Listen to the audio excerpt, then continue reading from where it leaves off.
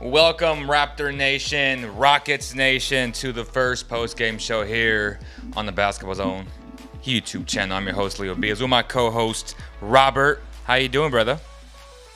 I'm good. I just watched the most boring game in the history of Right. ever.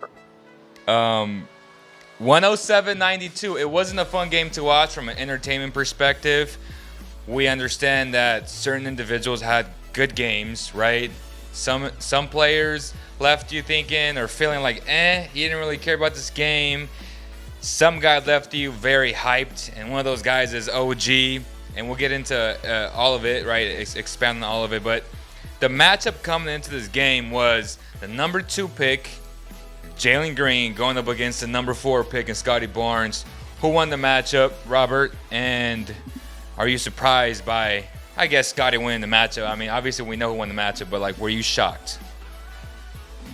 I mean, have you ever seen a guy stomp a corpse? That's what this felt like to me. Jalen Green did not show up tonight, and I mean, I don't really blame the guy because he's kind of bigger than this at this point. There are some rookies where you could say they're fighting for minutes, they're fighting for position. Right. These preseason matter.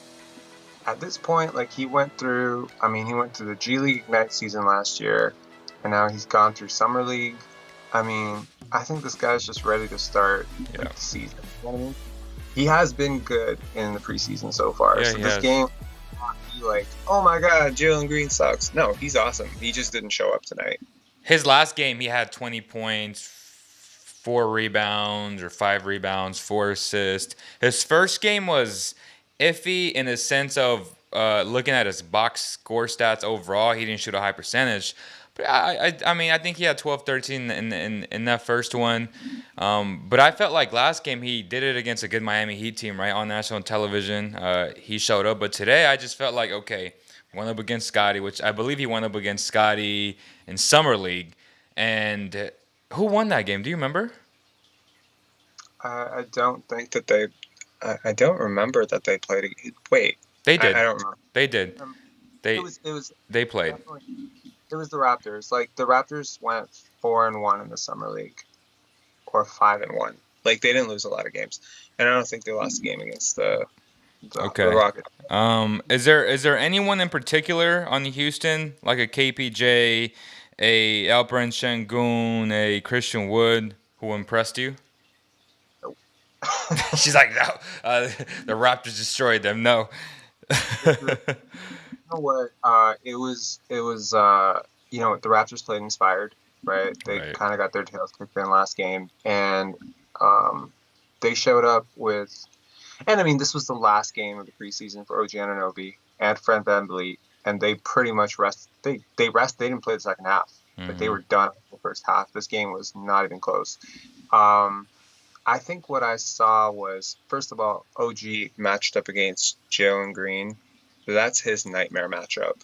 A guy who pretty much has 60 pounds on him, right? Jalen Green's 180. OG's 230, 240, and he's a great defender. And he clamped him. He clamped him hard.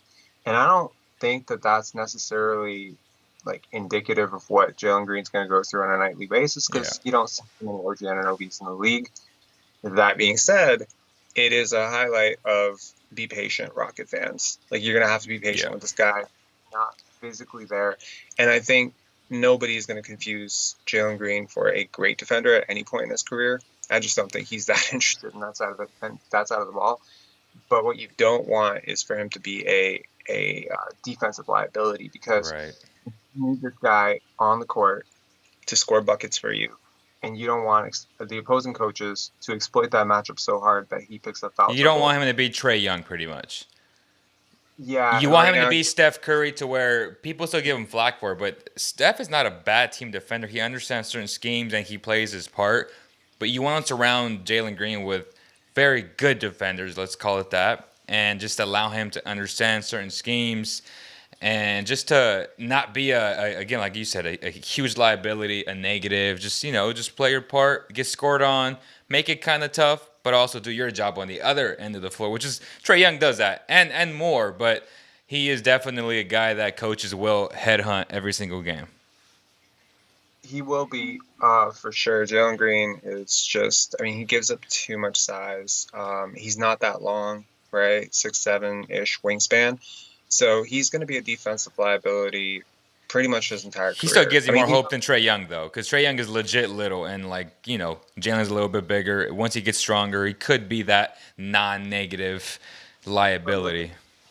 but look at what the Hawks did to surround Trae Young with that Right. supporting cast. And, when you look at the Houston Rockets roster right now, I'm not seeing a lot of plus defenders. I'm seeing Yeah. average defenders or below average defenders. I don't think Alperen Sengun is a great defender either. So He's if you not a good factor, defender. Like, their best defender, I would say, is Jay Sean Tate. After that, I would say is Daniel House. Eric Gordon, when he's healthy, he's not a bad defender, but he's not a good defender.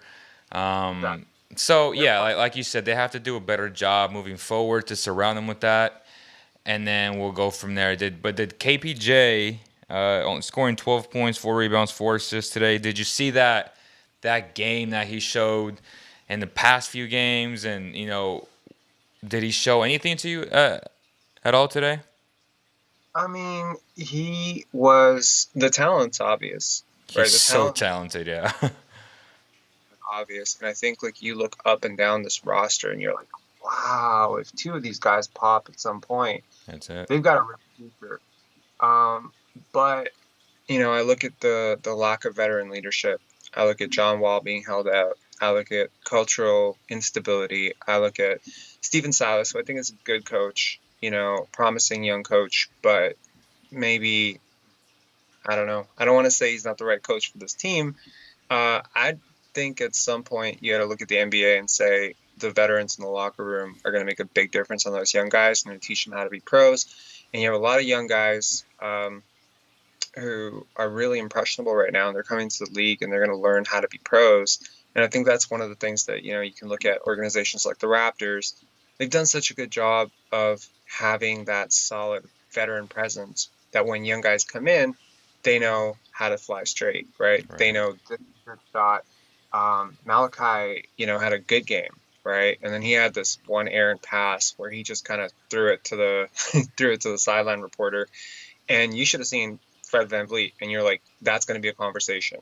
You guarantee the look on Fred VanVleet's face was like, that's going to be a conversation in the locker room. Don't do that. And yeah, I think it's really important. And Malachi had 15 points, so 15 points, 3 assists, 2 rebounds. That's a pretty good game for him. He had an awesome Jalen Suggs impression, March Madness impression. He hit like 2 feet over the half court buzzer to end the quarter. It was pretty cool.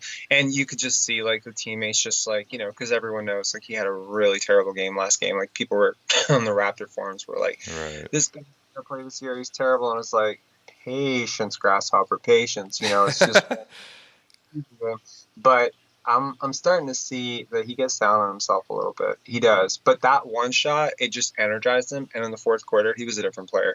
Like he was looking off handoffs. He was like, but yeah, it was garbage time. Right. Even when the game went to 12, it felt like it was a 50-point blowout. It really did. Like at no point was I even looking at the screen like this might get close. It's just every time the Rockets cut it to 12, bam, 18. It was terrible.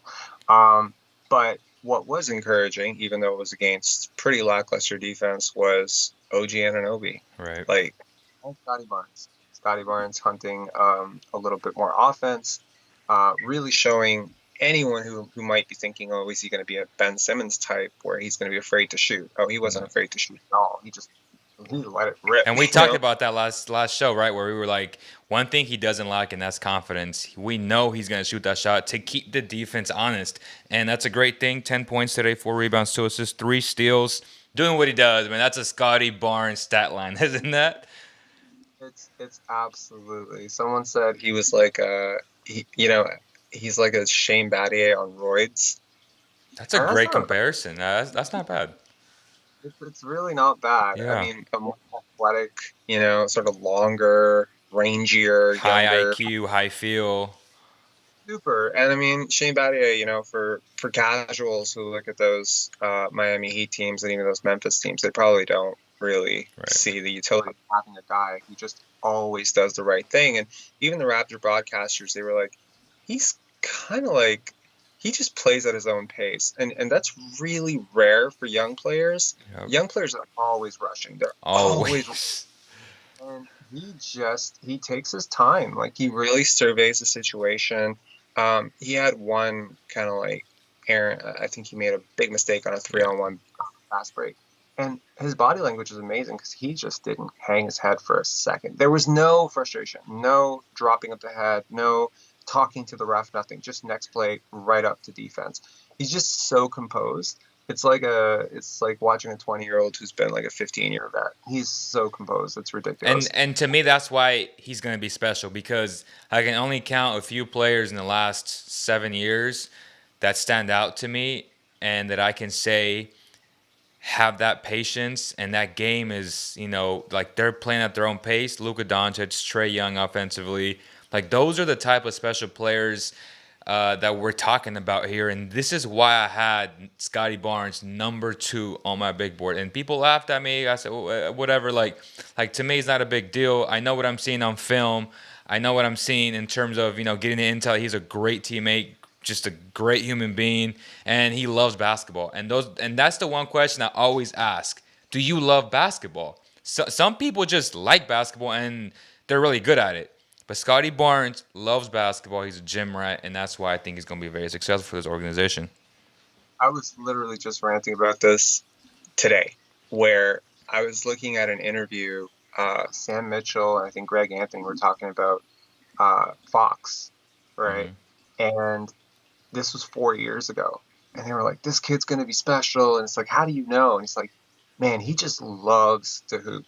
Like, he just loves to play basketball. Right. And you can talk undersized, defensive liability, all that stuff. But wingspan, height, athleticism, all the metrics, to some extent, if you love to hoop that much and you're even reasonably talented, you will make a player out of yourself. It's just going to happen. And with Scottie Barnes, the most interesting thing is, I would argue that he would have made it in any situation. I really do believe that to some degree, he would have made it in any situation. Because he is that type of player and he is that type of worker where even if everybody else is doing it wrong, he's still going to try to do it right because that's who he is. But it's like, for him, it's like you got this very special person, a very special mind for the game, blessed with a very special build, blessed in a very special situation, blessed with the opportunity to start right out of the gate. I mean, this is like when you think about a dream situation, like a dream cocktail for player development, this is it right here. Yeah. Let's talk about Alperen Sengun and Fred VanVleet before we talk about OG, who was obviously the star of the game. Alperen Sengun, 10 points, 5 rebounds, 2 assists. What did you like from his game tonight? I like that he's assertive. I like that he throws his weight around. Yeah, he does. He sets solid picks. Mm-hmm. I think he runs hard. He plays hard. He cares. And you know what? Talking about guys who love the game, Sengun loves the game. Yeah, he does. Like, he's like, every time you hear him talk about basketball, even though there's a language barrier, like, you can just tell there's like a sort of spark where it's obvious what's coming. It's not necessarily obvious that he's going to blossom into a Nikola Jokic type, right? Mm-hmm. That may not be there, right? There's a lot of things that make Jokic special, footwork, hand-eye coordination, gifted passing ability, and you can't really reinvent that in a lab if you tried. Yeah. But I do see a serviceable big. At worst, I see, and where they got him in the draft. I mean, they didn't draft him top 10. Yeah. They got him. So, it's in either case, it's a steal. I think he's at worst going to be a rotation big. Yeah. And sooner rather than later. I think he's Daniel Tice might. He's a placement. Yeah. He is. And he's a good player. For all of Tice's defensive awareness, he got blown by like every time. Yeah. Precious Chua, we're not he's even nice. talking about him. 18 points. talking about guys who love the game. Precious Achiuwa loves the game, and this 17 guy's points, 5 rebounds, 1 steal. He had a hell of a game. 18 minutes, so pretty much a point a minute. yeah. And he obliterated their defense. Like, he was running the break, and again, that thing we talked about last time. You never know with this Raptor offense, where is the offense starting? You think about opposing coaches trying to coach against this system. You got Precious Achiuwa bringing the ball up the floor. You got Scottie Barnes going down. I mean, who's guarding Scottie Barnes? They actually did run with OG, Scottie, Delano, and I'm thinking 2 other 6'7", 6'8" guys. Rockets just looked lost. They're like, who do we put on who? And every time they were hunting this matchup with Precious Achiuwa, and he was so aggressive today. And you know what? He's so quick. He's so quick. If you look at him, you look at him in Memphis, this guy was like a small forward tweener, right? Thaddeus Young level type of guy, right? Would you start him or would you start Birch? Oh, Birch looked lost today. He's coming off COVID, in fairness to him. But he barely hit front rim on 2 free throws in a row. Like, Birch, honestly, it's funny. We talked about it last time. You asked me, like, what are my rotations? And I had Birch as an automatic starter just because of how he played last year. But the truth is, like, I think Achiuwa's won that starting spot for me. Like, he's started 4 straight games now. He didn't start over Birch because Birch was out. So you don't know where Nick Nurse's head is at in this situation. You might see some potential having a guy who's a little bit more offensively aggressive coming off the bench. Right. Like, you might see him more in that, Montrezl Harrell type of role. That makes a lot. That's a great comparison, man. That's a great comparison. Yeah, I think he's better, to be honest, because Harrell's a defensive liability. Yes, he sucks on defense. Exactly. And so if Montrezl Harrell was 2 inches taller and he wasn't a defensive liability, he'd be borderline a max player. Yeah, so, he would. He would. I mean, so Precious Achiuwa, I remember that interview with Masai, and he was talking about how he really wanted Precious in the draft. And so they had this year to sort of track him and track his development down in Miami, and then he lost his spot to Dedmon because they were kind of going veteran heavy, at the end. And he said he called Precious when they completed the trade, and he said, "You're mine now." Like, it was Mortal Kombat-esque, You're mine. So I think they're really high on him, and as I said last time, they should be. And he's a matchup nightmare, man. For I don't know a center in this league that can really stay in front of this guy. Like, he's aggressive. Like, he really, really is aggressive. He rolls hard, and he's undersized on most nights at the 5, but he makes up for it. He's intelligent. Like, I was watching the game, and I was watching, like, how many times does this guy shut down a pass to the post? He fronts, he gets into position early. So the guys, he's working on defensive end, running the floor on the offensive end. I think, I don't know who's going to be the most improved player of the year this year, but I think OG and Precious have a really good shot. Either one of them, to be honest. They're just looking so amazing for this team. Before we get into OG, one topic that I've been thinking about the Raptors and their big man rotation, because it's a good problem to have. Obviously, you want as much depth as possible. But when we talk about Achiuwa, you talk about Birch, what are you going to do with Boucher, who a lot of people league-wide are like, this dude is, if he has a little bit more weight, like, he's just going to be an animal. And he has that length that you can't teach, that anticipation defensively. What do you do there if you're Nick Nurse? Because you can't play them all. You're right. And he is 28 years old. So any hopes that he's going to miraculously put on weight, it's just not going to happen. We've talked about it many times over the years. The Warriors were hoping he'd put on weight.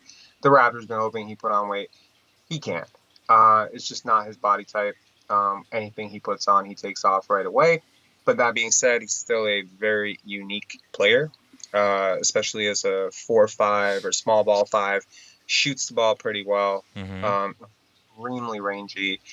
So far, the Raptors have lacked any presence on the inside in terms of shot blocking. I mean, they've done it more by committee. OG a couple, Barnes a couple, Precious a couple, but I think Boucher has that chance. But because he's on such a friendly contract, I believe it's a $6 million contract, I would think that, if the Raptors start out unexpectedly hot, they might see it as an opportunity to flip a few players at the deadline because they have all their picks, right? Yeah. So if a star like Bradley Beal or someone becomes available, I don't really necessarily think the Raptors have pieces to get that type of player, but I mean, you could make a competitive offer with a guy like you're going to the third team that's looking for that kind of help right away, because at $6 million, he is an absolute steal. He is guaranteed, like he is rotation big in the NBA. Last year, he's beasting at like a 40-point game. Yep.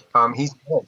But at 28 years old, I do worry about where does he fit on this timeline where, like Scottie Barnes is 20, right? So if you're figuring that Scottie Barnes is going to hit his stride around 24, at that time, OG will be in his prime, right? So you got to look at guys like Fred, Siakam, and also Boucher and Kem as the guys now. Okay. So I don't know. So let's end it. Okay, perfect. Absolutely. So let's end it with Word. He has a good question. Can we talk about OG? I'm scared he won't get that much ball possession with Siakam back. Thoughts on that? I don't necessarily worry about that too much. Siakam is a reluctant first option. I don't think he's not mellow, right? No. He's not that type of guy. He's been a first option his whole life. Actually, floating into being more of a secondary option would be more suited to his game. And I think that he would probably, ego aside, contract aside, he'd probably welcome that. That being said, with a guy like OG balling out the way that he is, right, and his skill set right now, even if Siakam were to be more of a first option, I do see it being a lot harder for teams to gang up on him the way they did last year. Mm-hmm. Because you have this other guy who's 6'8", who can do like just as much, if not more. And honestly, I know it's been 4 preseason games, but I watched Pascal Siakam struggle to be a first option for 2 straight seasons now. And he's had some really high moments. He was an all-star, right? Yeah. I have already seen in 4 preseason games more from OG Anunoby in terms of his ability and his skill. He has 4 straight games, and this is going back to last season, 6 straight games where he ended the season at 23 points per game. Like, this guy has unlocked a level. Like, he's gone up a level, and it's not even close. It's a big level. And so, today, yeah, so I don't. And defensively, to me, OG is just that much better. Like, Siakam is good, but OG is an elite top 5 type player defensively every single year if he can stay healthy. So again, I think that's his biggest question mark, his biggest weakness per se. But when he's healthy, man, and there's nothing that he can't do in terms of like there isn't a team in the NBA that'd be like, man, I want that guy. Like I would love to have that guy, and that's what OG is. Start on every single team in the league. Yep. Every single team in the league. He is a top 5 to top 10 defender, even though he didn't make the All-NBA defensive team last year. He's at a pretty cramped spot, that forward spot. But Kawhi's out all year, and he was the guy who missed out because of Kawhi. So basically, he'll make that jump this year. And I do believe that it comes down to just recognition, right? Mm-hmm. He was on a bottom-feeding team. So, for a couple of years now, he hasn't gotten that reputation. But today, he was easily, and I'm not even talking, it's not even close. He was easily the Raptors' best defender, shutting down lanes, shutting down, players. He shut down Jalen Green on multiple drives. Just, he's helping, he's swiping at passing lanes. And then on the other end, it was not even close. He was the best player on the court for either team. It looks too easy. He's not even breaking a sweat. Yeah. He took Alperen Sengun off the dribble. Nice little kiss. He hit a step back 3. It's like literally every game he's done one of these. He looks like he's having fun right now. It just looks too easy. Nothing looks hard anymore. The last few years, I think there's been sort of it looks laborious. It looks a little like there's a little bit of struggle. There's a little bit of That's a good word. So there's not a lot of second guessing at this point. And there's a clear pecking order right now. So, you know what? Worst case scenario to the gentleman who commented, Fred VanVleet said the other day, OG is our number 1 guy. So even if you bring Pascal back, he slides over to number 2 guy, which is an upgrade from last year where he was at best the number 4, 5 guy. So I see 20 points per game as the absolute basement. Again, barring any health issues or whatever. Right. I'm starting to see 23, 24 points. He could really pop. I think he could be a low-key upstart. You guys are fantasy guys or whatever. Anyone who's looking for fantasy, you want steals, you want three-pointers. He's shooting like 50% from 3 in preseason. Yeah, it's going to get more difficult but he's also a very willing passer. And the game has slowed down for him. I listen to Kobe Bryant sometimes. He says, like, the first few years, everything was so fast. But then everything starts to slow down. The game has slowed down for him. It's not flashy. It's not Scottie Barnes. He's not leading fast break. Looks. But the minute a second defender comes towards him, he's shuffling it off. He's finding a guy cutting. And, it's beautiful to see. Last question before we end the show. MK47 says, what does OG need to do to win Defensive Player of the Year? Come on, Robert. You got 2 minutes. Oh, man. I think he needs to become a worse defender in order to win Defensive Player. He's going to have to dampen a lot more. He's going to have to do a lot more of that Matisse Thybulle, 2-2, 3-3, 4-4 night type of things. The truth is, I think OG defense is just so... It's not understood properly, right? Again, correct. That makes the team better on defense, or he's consistently forcing opponents into bad shooting nights. It doesn't necessarily make the box score highlights, right? But if a guy gets 7 steals and 2 blocks, it suddenly does. So I think voters are going to have to get a little bit smarter for OG to win Defensive Player of the Year. But I also think that the Raptors themselves are going to have to elevate themselves to a top 5, top 6 defense. Correct. And they're probably going to have to make some playoff noise for that to happen, which is going to be really tough in this East because East got better.